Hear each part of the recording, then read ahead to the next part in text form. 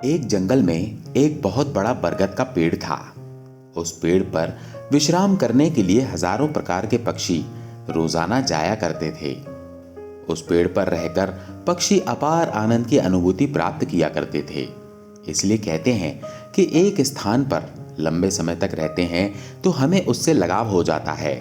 इसी तरीके से उस पेड़ पर रहने वाले सभी पक्षियों को उस बरगद के पेड़ से बहुत ही लगाव हो गया था। एक समय की बात है, उस जंगल में सूखा पड़ गया। कई वर्षों तक पानी नहीं बरसा। इसी वजह से जंगल के सारे पेड़ पौधे सूखने लगे। वो बरगद का पेड़ भी पानी ना मिलने के कारण धीरे धीरे सूखने लगा। इसके अलावा समस्त पक्षी भी उस वृक्ष को छोड़ करके जाने लगे। जब वो पेड़ एक दिन पूरे तरीके से सूख गया, जब उस पेड़ के पत्ते और डालियां नीचे गिरने लगी, तो उस पेड़ पर रहने वाले सभी पक्षी उस पेड़ को त्याग कर किसी दूसरी जगह पर चले गए।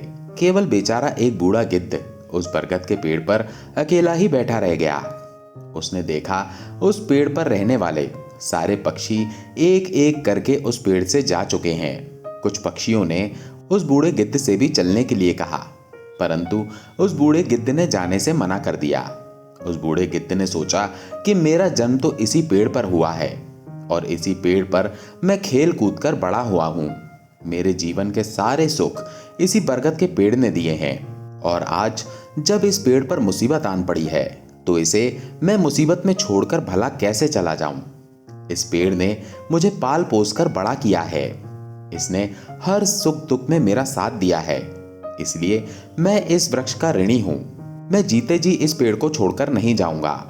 वे लोग बड़े खुदगर्ज होते हैं जो अपने माता और पिता को बुढ़ापे की अवस्था में छोड़कर चले जाते हैं या फिर परदेश में रहकर सुखपूर्वक जीवन यापन करते हैं और अपने सुख के कारण वे अपने घर पर रहने वाले अपने बूढ़े माता पिता को भूल जाते हैं। ऐसी संतान के लिए धिक्कार है जो बुढ़ापे की अवस्था में अपने माता पिता का सहारा न बन सके। सोचो, जब तुम असहाय थे तो क्या तुम्हारे माता पिता ने तुम्हारा साथ छोड़ा था? जब तुम बीमार हो गए थे तो क्या वो तुम्हें छोड़ करके कहीं गए थे?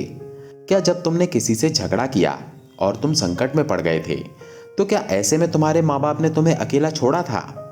जब उनके मन में किसी अच्छी चीज खाने की इच्छा उत्पन्न हुई थी तब क्या उन्होंने वो चीज तुम्हें छोड़कर कभी अकेले खाई थी?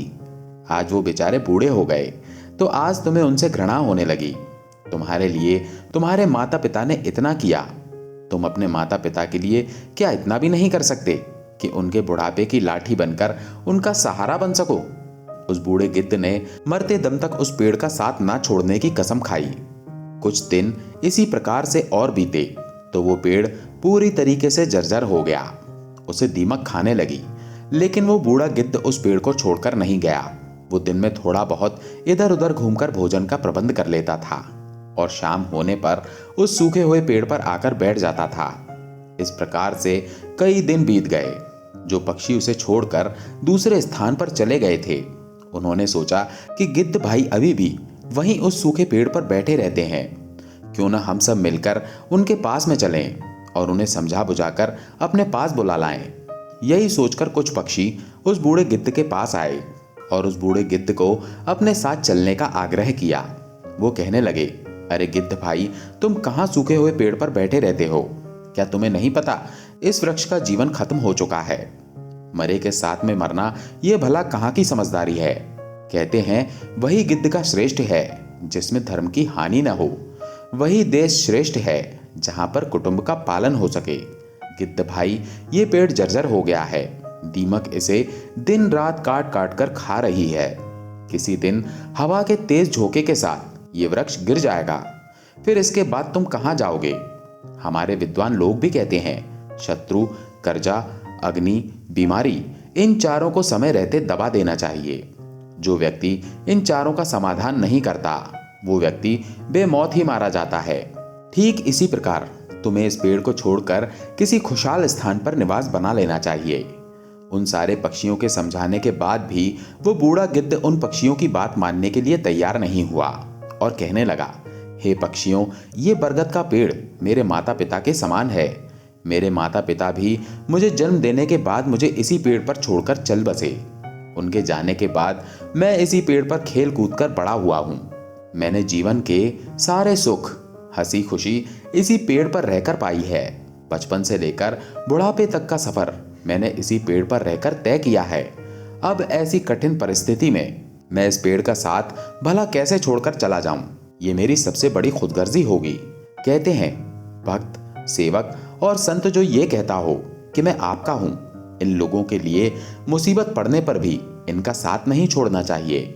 जो व्यक्ति इन्हें संकट में छोड़कर चला जाता है उन्हें बहुत बड़ा पाप लगता है, और जिसने आपका पालन पोषण किया हो, आपका सुख दुख में साथ ना छोड़ा हो, ऐसे माता पिता को जो मनुष्य छोड़ता है वो एक बहुत बड़ा जघन्य अपराध का भागी बनता है।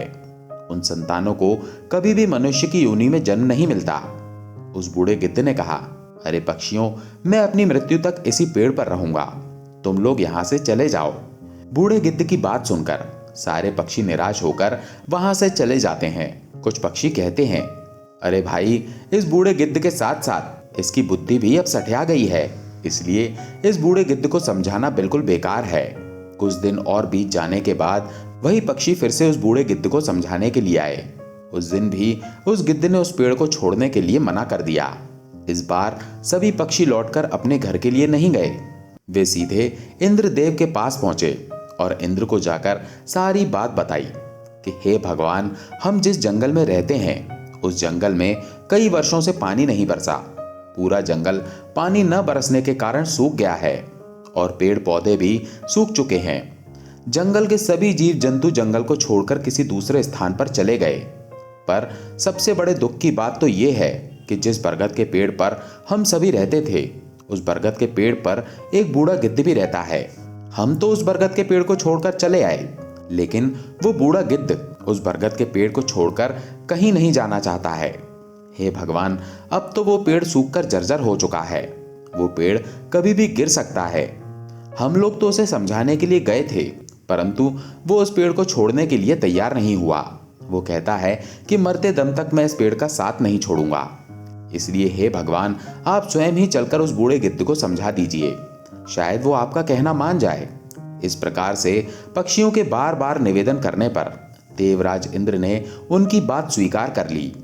इंद्रदेव उन पक्षियों के साथ जाकर उस वन में पहुंचकर उस बूढ़े गिद्ध को समझाने लगते हैं और कहते हैं, हे गिद्धराज, मैं देवराज इंद्र तुम्हें समझाने आया हूं।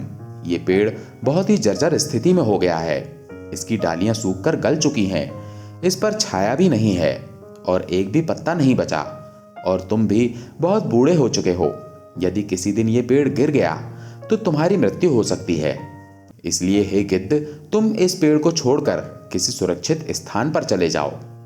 देवराज इंद्र की बात सुनकर वो बूढ़ा गिद्ध कहने लगा, हे भगवान, एक बात बताइए, जब मेरा जन्म हुआ था तो मेरे माता पिता मुझे इस पेड़ पर छोड़कर स्वर्ग सिधार गए थे। जब मैं छोटा सा था और असहाय था तो मुझे इस पेड़ ने पाल पोस कर बड़ा किया, और मैं इसी पेड़ पर खेल कूद कर बड़ा हुआ, और इसी पेड़ पर रहकर मैं बूढ़ा हो चुका हूँ, और मेरा पूरा जीवन भी इसी पेड़ की छांव में रहकर बीता है। आज जब इस पेड़ पर मुसीबत आ गई तो ऐसी मुसीबत की घड़ी में मैं इसे कैसे छोड़कर चला जाऊं? अक्सर लोग यही करते हैं कि गरीबी आने पर अपने बंधु बांधव का, अपने हितैषियों का साथ छोड़कर चले जाते हैं। मैं बाकी लोगों की तरह मतलबी नहीं हूं। मैं मरते दम तक, आखिरी सांस तक मेरे माता पिता तुल्य इस पेड़ का साथ निभाऊंगा। उस बूढ़े गिद्ध और पेड़ के बीच में ऐसा प्रेम देखकर देवराज इंद्र बहुत प्रसन्न हुए और कहने लगे, हे गिद्ध, मैं तुम्हें वरदान देना चाहता हूं, बताओ तुम्हें क्या चाहिए? तब गिद्ध बोला, हे भगवान, यदि आप देना ही चाहते हो तो मुझे वरदान नहीं चाहिए। इस बरगद के पेड़ को पहले की तरह हरा भरा कर दीजिए और इसकी आयु बढ़ा दीजिए। मैं तो वैसे भी बूढ़ा हो चुका हूँ। मेरा जीवन तो थोड़े दिनों का शेष बचा हुआ है। मेरे बाद इस पेड़ की छाया में हजारों पक्षी सुखी रहें और सबका भला हो तो मुझे खुशी मिलेगी। गिद्धराज की बात सुनकर देवराज इंद्र ने उस पेड़ को पहले की तरह हरा भरा बना दिया और पूरे जंगल में पानी बरसाकर हरा भरा कर दिया। पूरे जंगल के पेड़ पौधे पहले की तरह हरे भरे हो गए। चारों तरफ हरियाली ही हरियाली छा गई।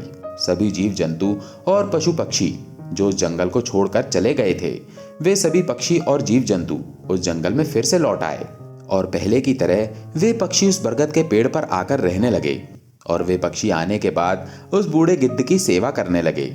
उसके लिए भोजन पानी सब वही पक्षी लाकर देने लगे। इस प्रकार से उस बूढ़े गिद्ध का शेष जीवन व्यतीत हुआ। इसलिए अपनों का बुरे वक्त में कभी भी साथ नहीं छोड़ना चाहिए, खास तौर पर जिसने आपको जन्म दिया, आपके माता पिता का, आपका पालन पोषण करने वाले उन माता पिता का जो आपके जीवन दाता हैं, जिन्होंने आपको पाल पोस कर बड़ा करने के लिए बहुत बड़ी बड़ी मुसीबतें उठाई हैं। मित्रों, वीडियो अगर पसंद आया हो तो वीडियो को लाइक और हमारे चैनल को सब्सक्राइब करें और अपने दोस्तों के साथ शेयर करें। धन्यवाद।